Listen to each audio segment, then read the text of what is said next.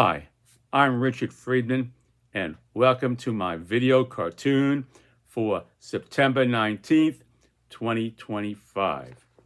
Here we have Sotomayor on the roof of the Supreme Court, and this is a fantasy of President Donald Trump's kind of addressing her and going eyeball to eyeball with her at the Supreme Court after her dissent, that recent dissent on the, I'm going to read that to you right now. I just want to introduce you to her and President Trump there. I'm going to, before I read the introduction, the Supreme Court, Justice Justice Sonia Sotomayor, President Donald Trump, and here we have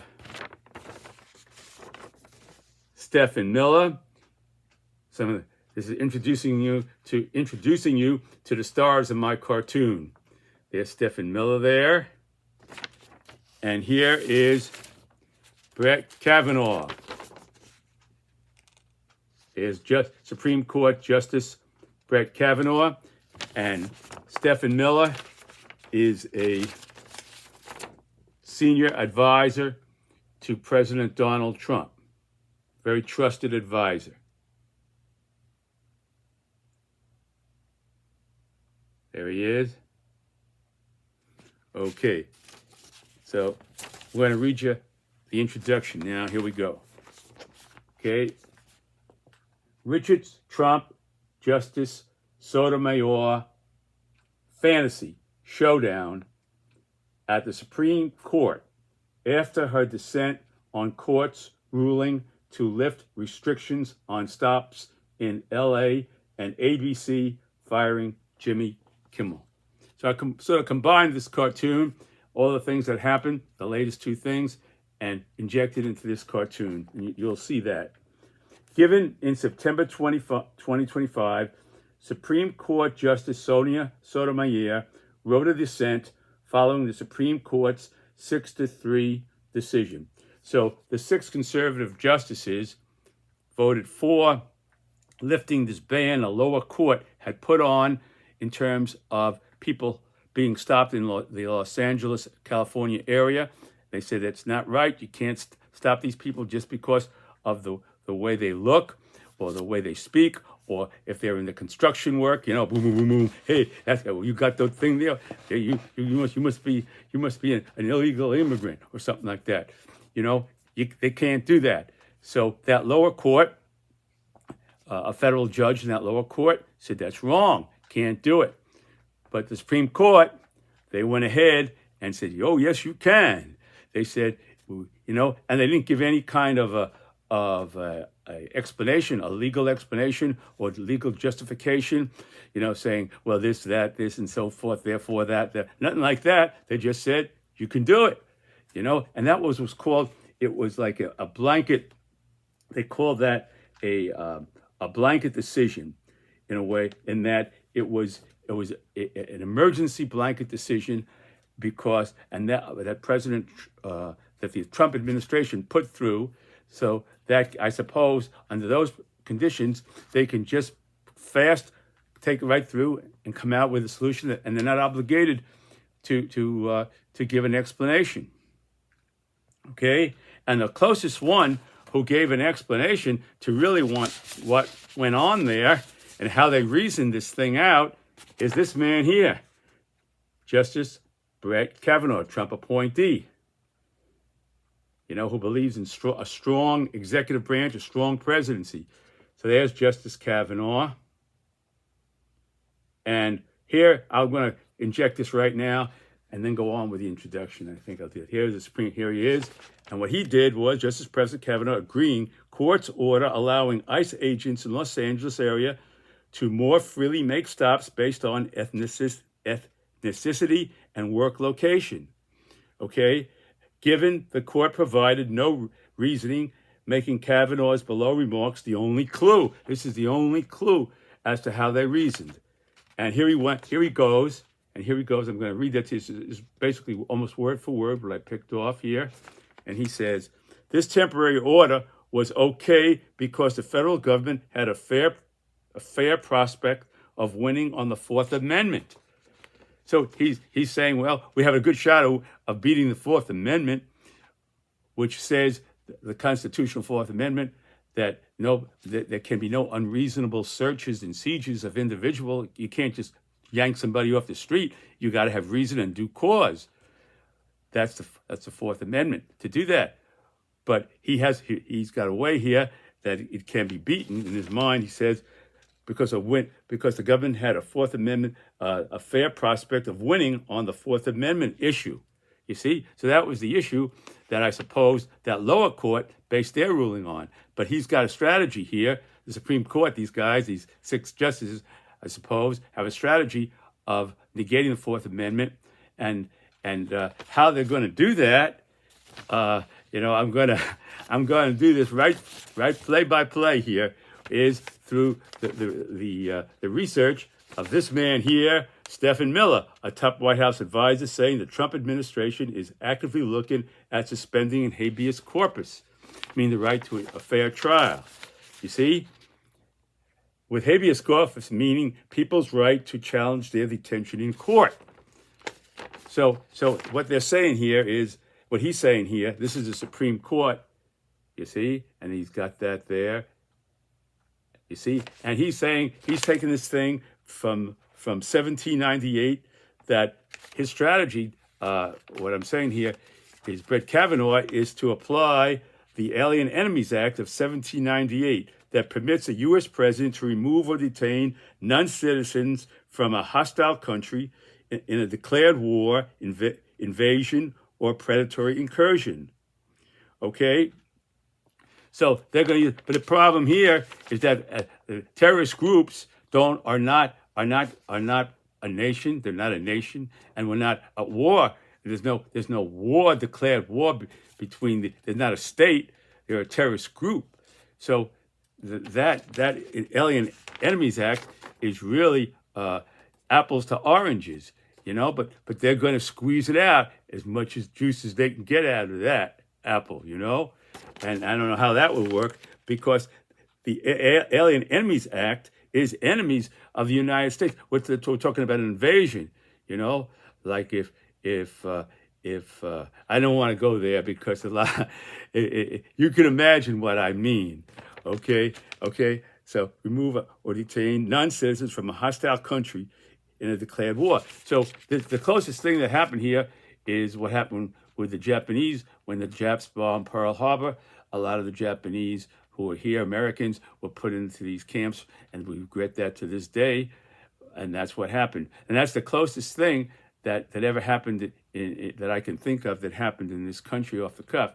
So the thing is, but that was Japan, and that was a country that attacked us. You can't say any kind of a terrorist group is a country, and they're a state of any kind. So again, it's apples to oranges, but they'll squeeze it out. The Constitution is clear, and that, of course, is the supreme law of the land. The Constitution is the supreme law of the land, okay, that the privilege of the writ of habeas corpus, that's the right to a fair trial, can be suspended at a time of invasion. So they're going to say these terrorist groups and these people, these migrants who have maybe been working here 20 years, getting skills to put up buildings that you walk by, that you see them. Sometimes they're singing, you walk by a building and they're singing and talking on the phones in Spanish. Oh, sole mio. Whatever, they're singing or having a little bit of a good time. You hear, if you walk by there, they're building, and they're part of the invading force, according to Stephen Miller, They're contributing to the country. So that's I'm just giving you the facts here. I'm not here to be an advocate for anything. I just want to give you the full picture of how they are kind of squeezing every little thing they can, and instead of addressing I think there's a problem here that needs to be addressed. It doesn't need to be twisted and turned with twisted logic here. It needs to be addressed head on. And that's my feeling, that they're not addressing the immigration problem head on, and that they're doing kind of contortions, you know. This Constitution is clear, and that, of course, is the supreme law of the land, that the privilege of the writ of habeas corpus, again, can be suspended, stopped in a time of invasion. So we're in a time of invasion.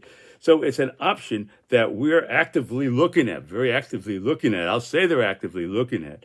A lot depends on whether or not courts do the right thing or not. So he has the power here, Stephen Miller, because he's an advisor to President Trump, to determine whether the courts do the right or wrong thing. He's the judge. He has the power over the Supreme Court and the lower federal courts and this and that, to determine what's the right thing, you know. So that was there was Stephen Miller here. There's a Constitution that wrote. We the people. The Constitution represents the people. It don't represent the government. The government serves the people. So I think they're a little confused about that. So I put it in the Constitution here as he's speaking about it. Okay, and there he is, Stephen Miller. Okay. All right. Now I might as well just go back here to President Trump's favorite nominee to the Supreme Court, probably, maybe, who knows? But he fought very hard to get Brett Kavanaugh onto the Supreme Court. Let's just put it that way. Okay. So here again, going back to Brett Kavanaugh here, there's Supreme Court Justice Brett Kavanaugh. There he is, in front of the Supreme Court, there. There he is. There's Brett, Supreme Court Justice Brett Kavanaugh. Let's zoom in on him. There he is, okay? And I think I read that part to you. And again, he gives us the closest x-ray we can get to what the Supreme Court how they came to that decision to release that stop on searching and picking up individuals based upon their race, the job they're doing, and their speaking, and the whole milieu of the environment they're seen in. Okay, so here goes Brett Kavanaugh, and I'm going to read that to you. Here he is. Okay, and he says, this is almost word for word, this temporary order was okay because the federal government had a fair prospect of winning on the Fourth Amendment issue. So that it's okay because we have a good chance of winning and beating the Fourth Amendment. So that makes it okay morally, legally, and everything is cool.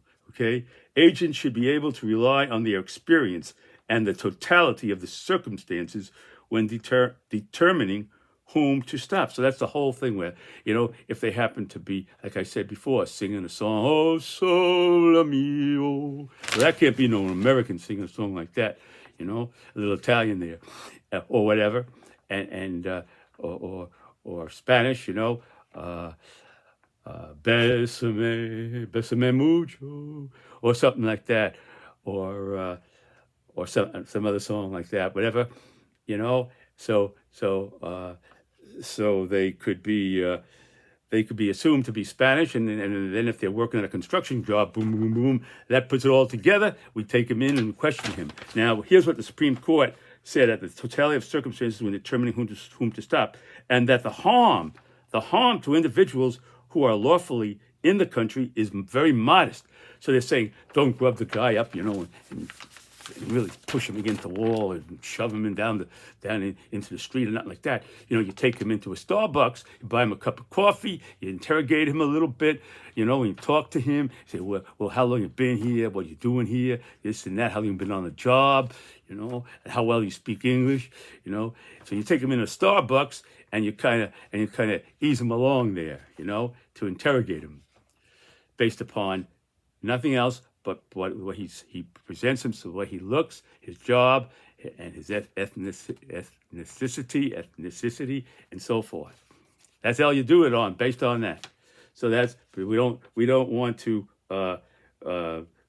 we would just want to are lawfully in the country is modest. Human harm to individuals. He's saying some harm has to be done, even psychological, because here you worked in this country 20 years and you picked up like that. Some psychological harm has to be done to an individual who feels as an American, So that's it. I'm not going to advocate for what I'm saying. I'm just giving you what they're doing. And I say again, there's a problem here. No one's denying that with immigration, and it has to be met head on, and it has to be a solution. And I don't think that, in my opinion, they could do. This is not the way to go here. It is to try to do this kind of stretching and squeezing out the last drop of any kind of drop they can find to justify their position here, which won't stand up in the courts. And I don't think in the final analysis, even the Supreme Court. You can't say that now, because who knows what's going to happen to those six justices, those conservative justices. So we don't know what's going to happen there. So maybe they'll say it's cool. Who knows? They gave President Trump immunity, so who knows? But anyway, here is Brett Kavanaugh, the Supreme Court, and that's the closest X-ray we can get to how they reasoned it out. There was no legal terms. No, all these people had all these years of studying, and they started out as clerks, and they worked their way up. When maybe some of them went to Harvard Law School and this and that, and all the Ivy League schools, or certainly law schools, and all the experience they had, and as lower court justices and everything like that.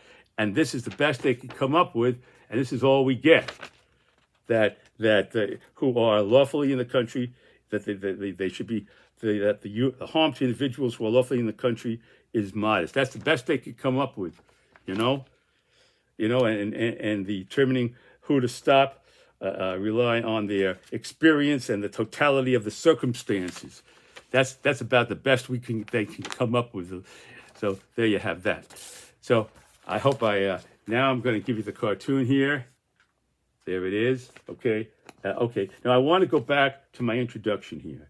Given in September 2025, Supreme Court Justice Sotomayor wrote a dissent following the Supreme Court 6-3 decision to lift the ruling of a lower court that blocked immigration and customs enforcement ICE agents in the Los Angeles area ability to stop people in the Los Angeles area based on factors such as race, language, or kind of job they had. Example, construction. I said that. In the wake of ABC firing comedian Jimmy Kimmel, President Trump has threatened to take away the licenses of television networks that have news divisions that are, quote, this is not, quote, 97% against me. Okay? In some cases, not so bad, 95%. Okay? 95% maybe. Some are not quite that good, but they're going to get their license gone if they don't straighten out. With Trump saying those decisions will be up to FCC Chairman Brendan Carr. It's all up to Brendan Carr. Brendan is the boss of the FCC. I put him there, but he's the boss of that FCC. Okay, and he's okay with Trump going on. They give me only bad press. They are getting they give me only bad press. They're getting a license. I think maybe their license should be taken away. I think Brendan Carr is outstanding. He's a patriot. He loves our country, and he's a tough guy. So we'll see. Okay? And there it is. There's President Trump in front of the Supreme Court. Thumbs up. Okay? Okay. Now, here goes the cartoon. Okay, number one. Okay, this is the whole picture here of the Supreme Court. Okay, and here goes President Trump with all your addressing Sotomayor in his fantasy of really going eyeball to eyeball with her because of her dissent and past dissents as well. She's dissented a lot. So President Trump, in a different way, but same principle. Just like with Jimmy Kimmel, he's had it with Sotomayor in the same ballpark. Let's say, So anyway, with all your hateful dissents that are 100% against me. See, they were only 97%. Sotomayor has been 100%. The network's only 97%, but Sotomayor, with her dissents, has been 100%, okay, against me. You are worse than the television networks, okay? And then here goes Sotomayor, and she comes up here, and she says, President Trump, I could not stand idly by while our constitutional freedoms were being lost. And now it's the Fourth Amendment that protects against unreasonable searches and seizures. So there she goes saying that. There it is. You see, there she is on the top of the Supreme Court, and she's saying that. Okay, and President Trump gets the last word. President Trump gets the last word here, and he says back to her, thanks to my favorite Justice Kavanaugh, those rights won't be lost because he has a plan to defeat that Fourth Amendment. So your rights won't be lost. Those Fourth Amendment rights won't be lost because he has a legal plan to defeat it in a court of law. You know, when the argument comes, he has a plan, and that goes back here again to the plan I would assume, okay, I'm assuming this, would be Stephen Miller's plan here, which is the Alien Enemies Act of 1798 that was passed during the presidency of Federalist John Adams, who was president from 1797 to 1801. Back then, you had